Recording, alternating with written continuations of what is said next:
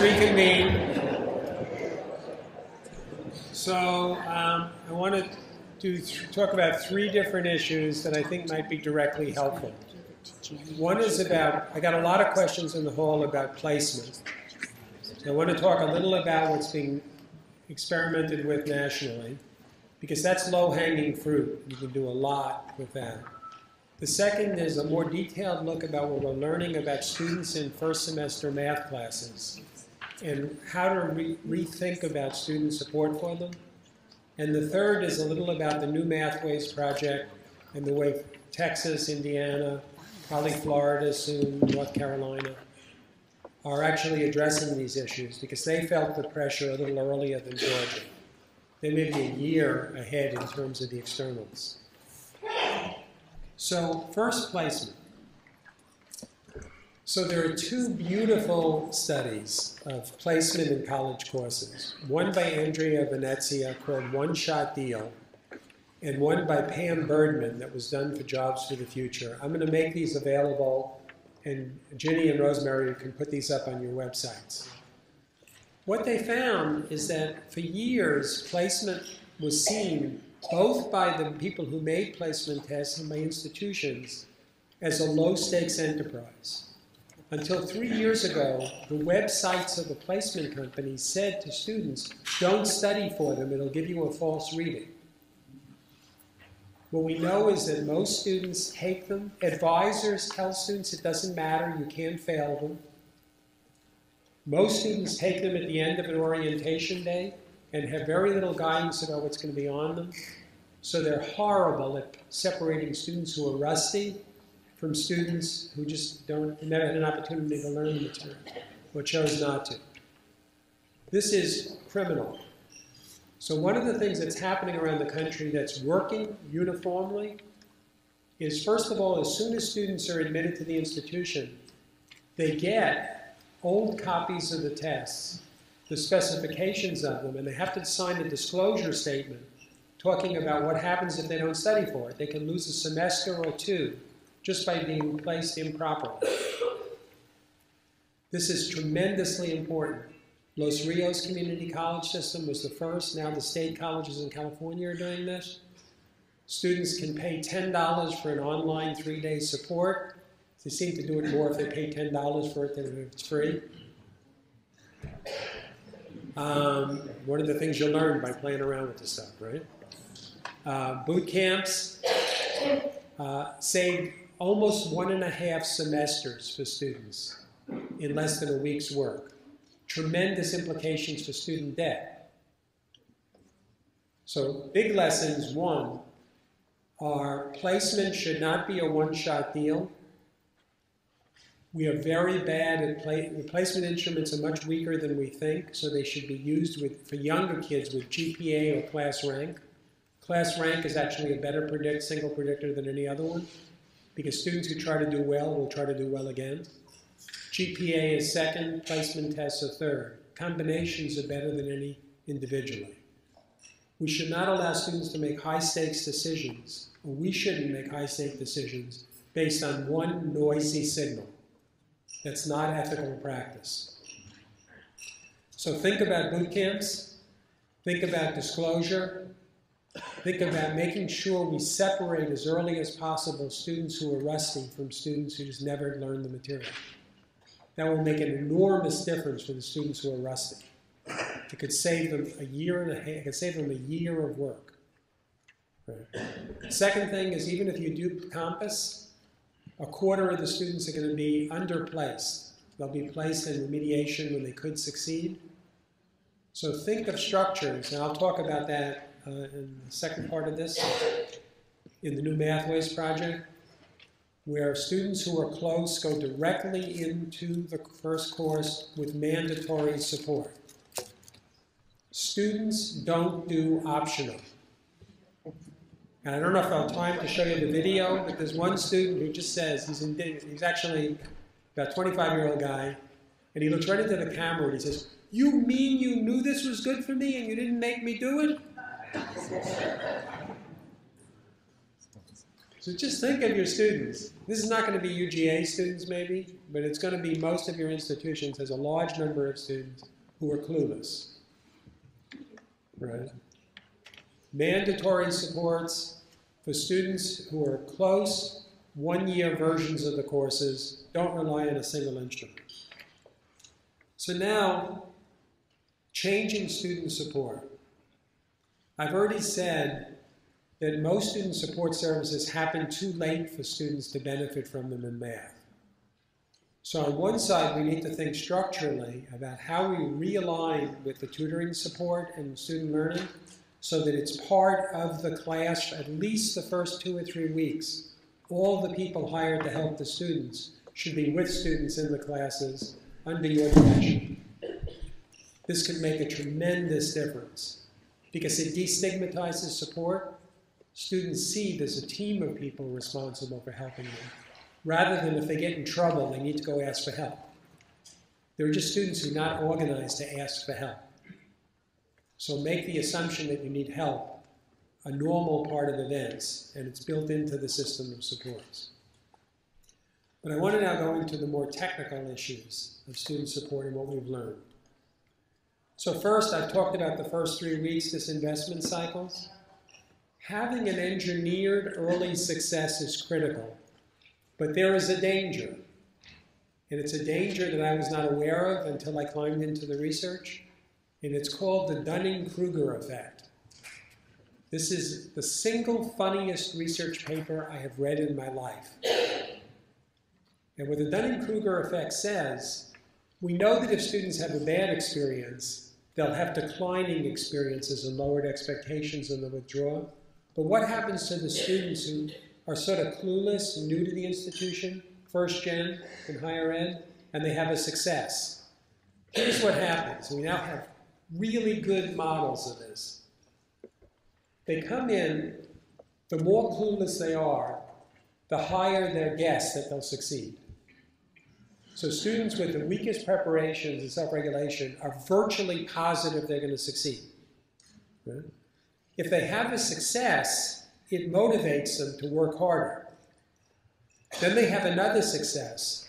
But once they have their second or third success, all of a sudden they realize what they've not been doing for 20 years. And they understand for the first time how much they have to make up. And that's demoralizing. So the thing is, if they come in, the name of the paper is Incompetent Yet Unaware of It. And what they showed was that students have a positive experience, they work harder, they have another positive experience, and all of a sudden they realize how hard it's going to be to make up for 20 years of lack of education. And that's extremely demoralizing. And we know that even though they're performing better, that lowered confidence is a big demotivator and is the first factor associated with withdrawal. So we're losing the students who are successful because all of a sudden they realize how hard they're going to have to work and how long it's going to take to compensate for the fact that for whatever reason they didn't get an education. Why is this the funniest paper? Kruger and Dunning were Cornell psychologists, and the first thing they studied was college students' sense of humor.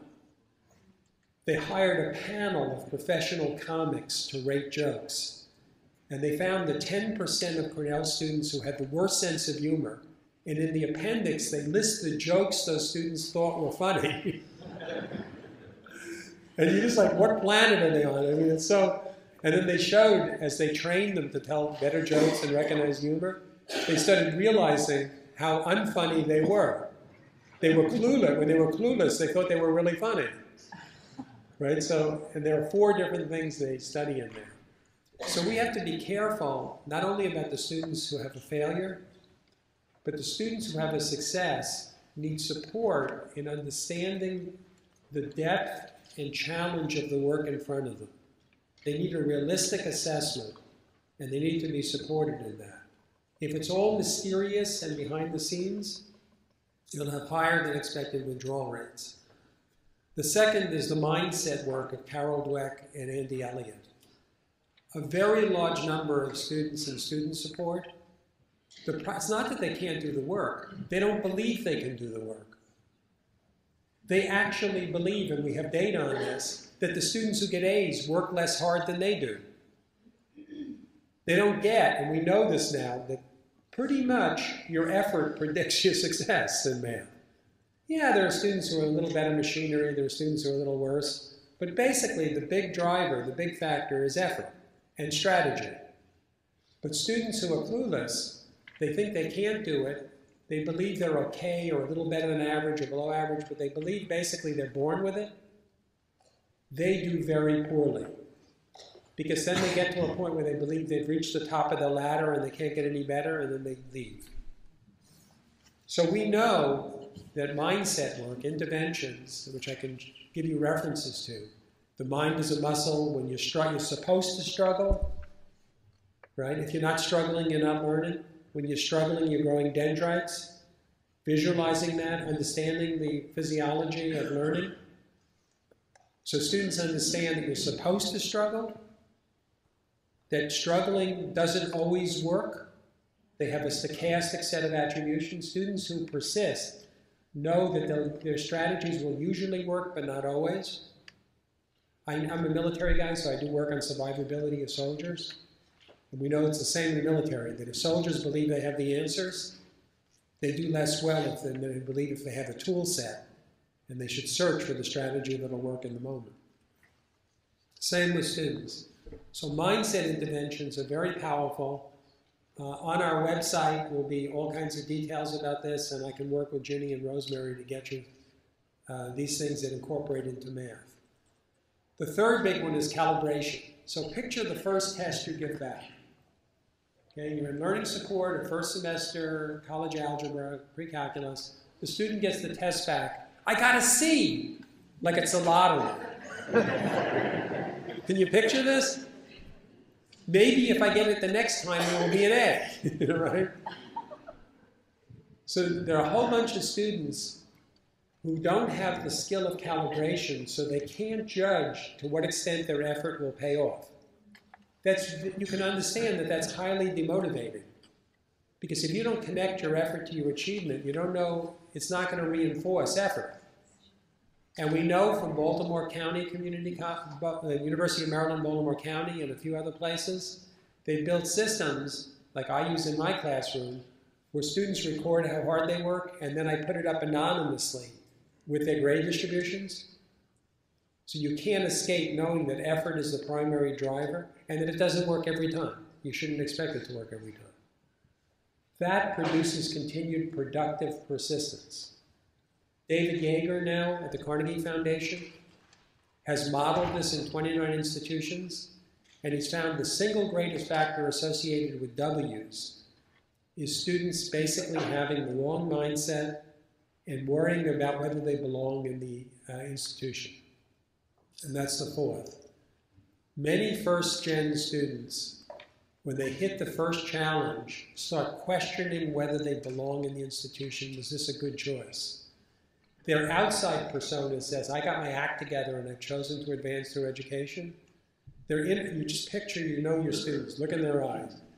Did I really make a wise decision? Can I really make it here? Belonging matters profoundly. So in another part of my life, I'm the senior advisor at the Dana Foundation Neuroscience Alliance.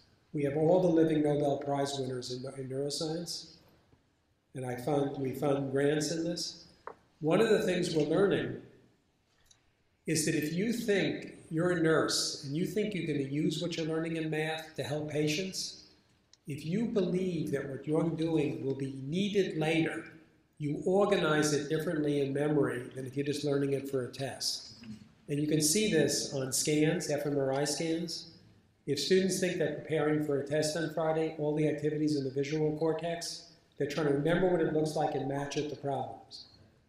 If they think they're learning it because they're actually going to use it later, you see more activity in the prefrontal lobes, executive function. So students believing that they need the material, that means it's connected to a program of study, connected to the reasons they're coming to college, matters profoundly. Our studies show the overwhelming majority of these courses think we're just making them jump through hoops. They do not believe this is relevant to their jobs, right? And they're just that's causing them to learn it in ways that are counterproductive. It's a waste of their time. So, discounting effects, the hyperbolic discounting, managing students' successes and giving them real-life perspective, connecting effort to achievement, calibration, mindset, belonging. The last is connection. We know, this is Vince Tinto's work. The more connected students are, the more complex their connections to the institution they're in, the more likely they'll succeed. Why? Because we're not all that clear about what's really required for success. Successful students figure out from each other what you actually have to do and what we need. So students who are loners are much less likely to succeed than students who put in some time alone and at least get on the phone and speak with other students and check out their homework, right? Preferably after they've done their own work. They're the most successful students in our study. In fact, our studies of A students show they tend to know the other A students in the class and often spend a few minutes with them or on the phone with them or get together with them if they can, preparing after they study. Many of our students, this is particularly true for the African American students for some reason, come in with this idea of self-reliance. I'm self-reliant. My other friends didn't make it. I did because I have my act together. Right? So they confuse self-reliance with not asking for help and working with your peers. So we need to think about the ways in our classrooms, we require students to interact with each other so they can calibrate and check out their expectations of what's required. And I just want to show you the modeling. What we're doing now in Texas is starting to require for whole groups of students mandatory student supports based on a scientific theory. Mandatory means they have to opt out, not opt in. Of course, students can sign a disclosure and saying they know this is good for them, but they can't take it for whatever reason. But we're moving to opt-out strategies rather than opt-in. So what we've done is I'll just show you some of the work that's going on here. The first big variable is productive persistence. The students understand that when you're in math, you're supposed to struggle. And then learning occurs when you take a problem you can't solve, struggle with it, kick it around, figure out how to solve it, and reflect on what you've done. That's how learning occurs. That's not what students think learning is about. So we've analyzed the factors that shape whether students learn productive persistence. We've mapped out the solutions, and I'll just show you what the actual model. So we've taken each of these problems, the real problems that students face, with data from Sense and SESI and NESI studies. What week do they have the problems? We know in the first week that 12% of students don't know that they're eligible for financial aid. We know that about 20% of the students don't know what you're allowed to spend the money on. Right? We know what day that happens on average. So we're reorganizing the student supports around the problems the students actually have, based on data on the frequency with which they have them and when they have them. And it's completely changing the character of advising and student support. The early results are astounding for this because the student services are actually working on the real problems. And the second thing is making faculty responsible again for the people helping their students. The people hired to help your students can't work for somebody else. Right? The closer they're connected to you, the better they're going to be able to help your students in your classes. So I encourage you to start by working out arrangements. First, second, third week, before people go to tutors, all the tutors should be in classes, meeting the students and working as part of your class. So no one by the third week does not know the people who've been hired to help them. That's going to take delicate negotiations because a lot of people in learning supports get no status. So we need to be respectful of their work and their skills. But if they're going to help our students, they need to work with us, right? And then what they're working on has to be organized around a scientific basis, analysis of the problems, students have. When we interviewed advisors and tutors, they were telling students you're supposed to work 2 hours for every class hour. We found a speech in 1888 where a dean of students was giving the same advice. It can't be folklore. It's too important for these students. Second big theme.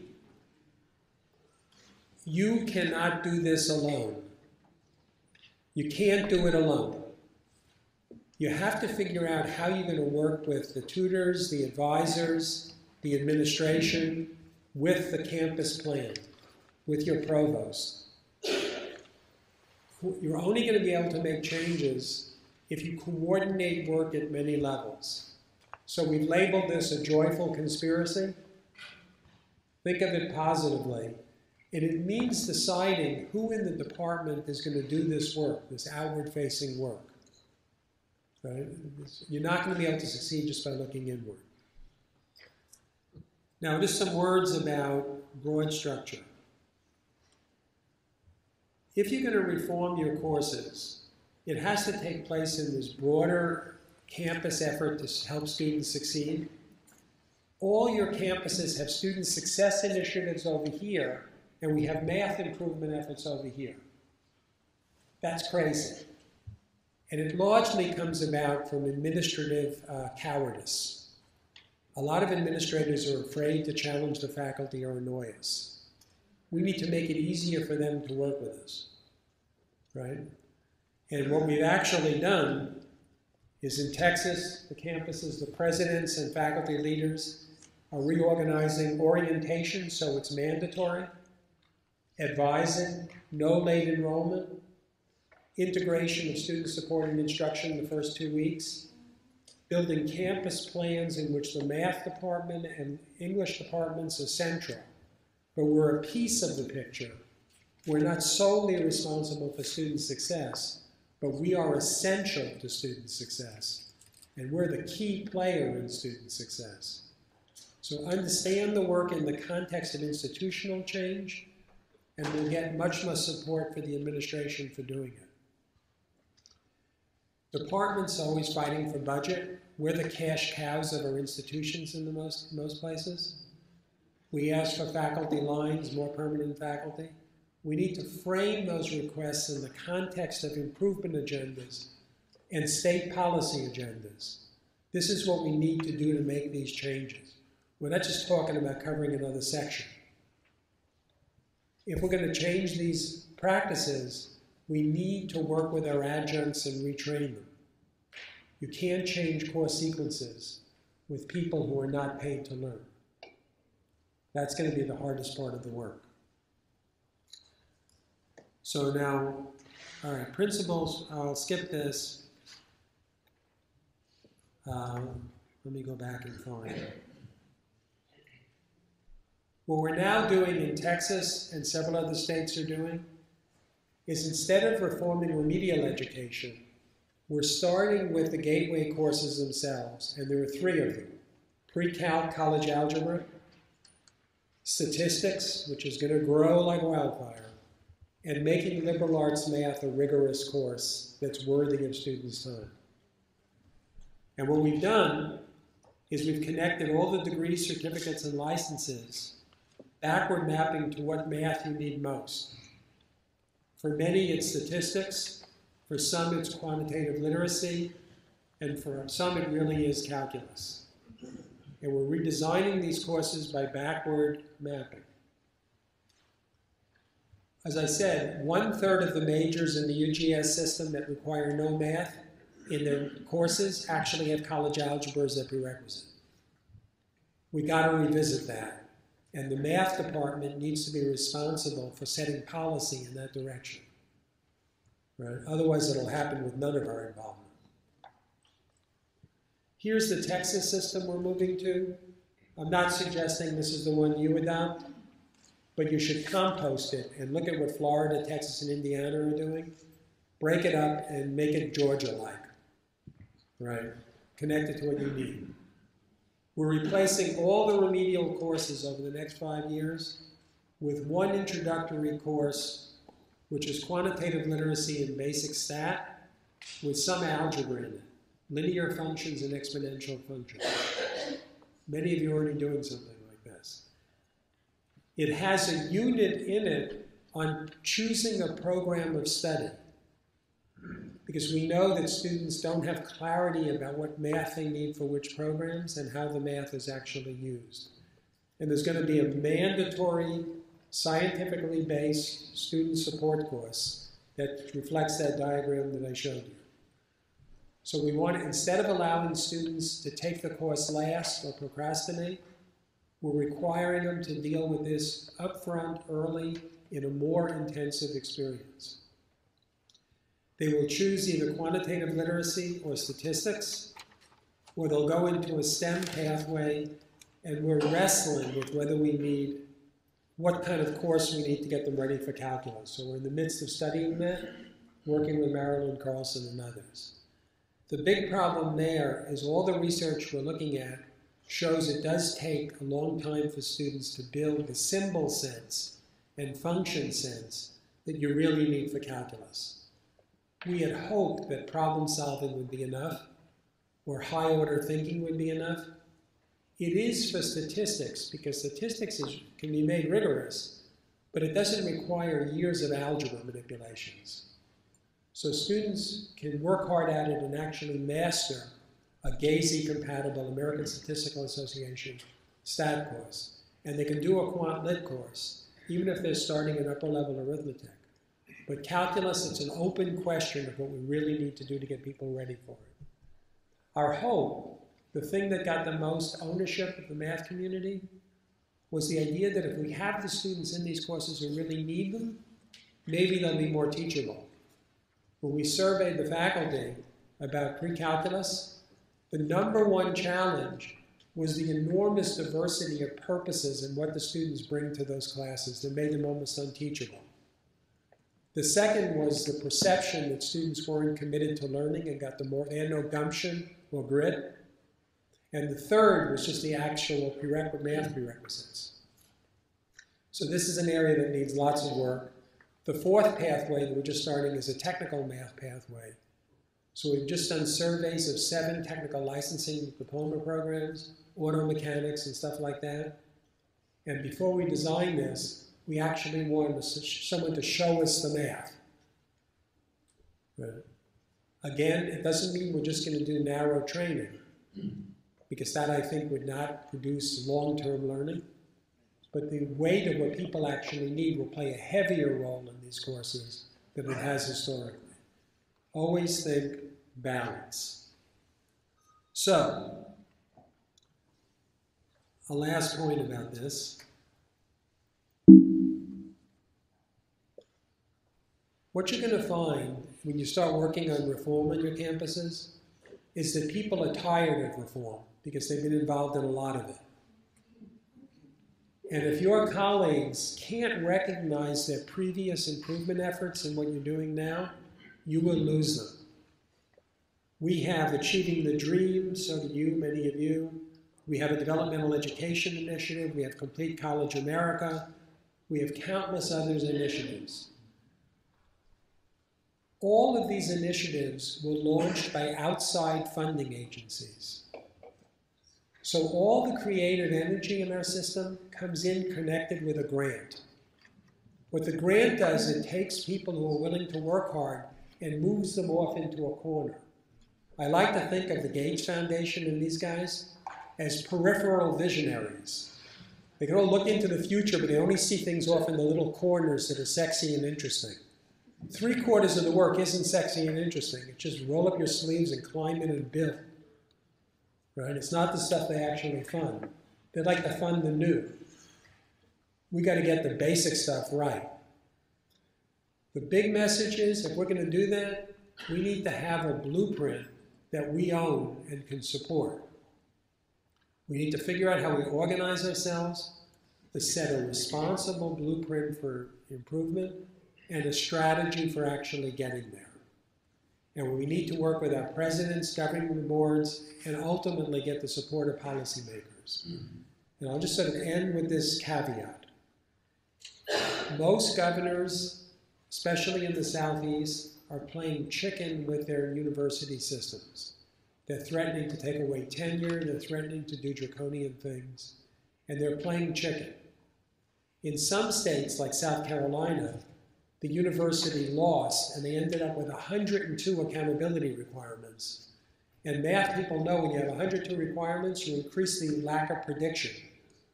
So they did all kinds of things, like actually increase student dropout rather than reduce it.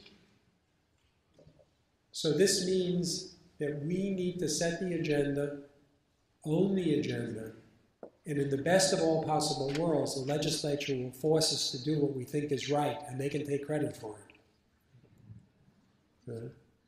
So message one, let's get our act together, protect the math, have an evidence base for student support, and think 5 dimensions. Content. What is the evidence for our choices about content and how students get into classes? Structure. We're not waiting for students to mature anymore, right? Some of them are overripen and rot. Most students will benefit from accelerated programs. The sooner they get into college work, the better. And it'll be less demoralizing. Delivery vehicles, don't be tempted by a magic bullet. The president will come back to a meeting and tell you it's Emporium, or it's hybrid, or it's this. You got complicated lives, 2 or 3 different options. The right question for us to ask is which of our students would be best served by each vehicle? How do we figure it out? How does institutional research help us figure it out? And how do we work with advisors to get students in the right pathway at the right time? The 4th is student support. Is it just caring people who are trying to help students by tutoring them?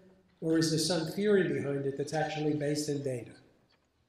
And what's our department role in making sure we oversee parts of it? And 5th, it's not a hobby, right? We have to support the people doing the work. If we take responsibility, the administration has to support us in doing it. And we have to figure out how to engage that respectfully around the common interests of institutional improvement. That should be what the discussion is about. What's needed to improve the success of our students in an environment in which our funding is likely to be determined by success, not enrollment. That fear and that change in state policy, which is happening all over the country, is going to terrify your presidents and your governing boards, and they're going to be on our case to improve completion, and our job is to be to protect integrity and access. So we have to frame this around improvement. Then there's the details. Placement is criminal, right? Let's not just, we're just so underinvested in it. If your campus is doing a one-shot deal, or just, one number, and making consequential decisions, that's not responsible. The question is, how do we organize ourselves to make more intelligent decisions? That's a shared responsibility. So a lot of stuff, right? There's a lot of stuff that's out here. I guess I'll end with this. The culture piece is critical, the stuff that you brought up. It's a big change in most institutions to have common responsibility of faculty for common things. It requires good math chairs, and you need to start slowly. The administration will talk about changing the culture. The only group of human beings that likes to be changed is infants. You don't change cultures, you culture change. So the right thing to do is to sit down with your colleagues and figure out what are the 1 or 2 or 3 most important things we should do together around the completion agenda, and make them work.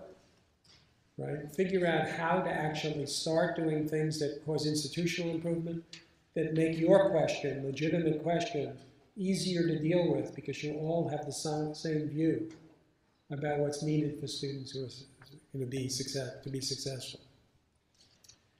I don't want to pretend this is easy work, but a lot of places are doing it. And my big takeaway from visits is if you go to Valencia or Indian River or Miami-Dade in Florida, beautiful strategies, but they're all good at different things. There's no building on what other people have actually done. Indian River has set up a work scheme. They have 72 companies with offices on their campus. They have a guarantee that they'll have a pathway to a new business in 1 year. Valencia has student support systems and faculty collaboration that's awesome. Miami-Dade has incredible strategic thinking about redesign. But the presidents are like these guys who don't work together. We need to give them estrogen shots, where they would have greater collaboration. You look at Los Medanos, Los Rios, that's my proposal, right? You cannot do this work just in your own institution, but most of it has to happen in your own institution. So the question is, what is the vehicle you're going to use for collaboration with each other and building these things across your institutions? Will it be MAA, AMATIC? Will it be existing professional associations? Do the chairs have a vehicle for doing this work? Whatever those vehicles are, your administration and governing boards need to support you working together on this, because it's inefficient to work in isolation. In part because we're taking guesses about some things. We have real data, and you need to learn the data sources. But there are areas like calculus pathways where we don't have all the data yet. That means some of us will guess wrong, make an intelligent guess that's wrong, and some of us will guess right. We need to be faster at learning from each other. Let's eliminate the fog of collective amnesia. With that, I wish you strength and courage. This afternoon, we're going to look at some exemplary practices of people struggling with this, hopefully who will present it in the human style of struggles and successes. And then we'll have breakout sessions in which we start taking apart these things and look for the low-hanging fruit. What's easy, what's middle difficulty, what's hard, what should we take on first, and what are the starting points in each of these main areas. I look forward to getting all of you and hanging out with you in your workrooms.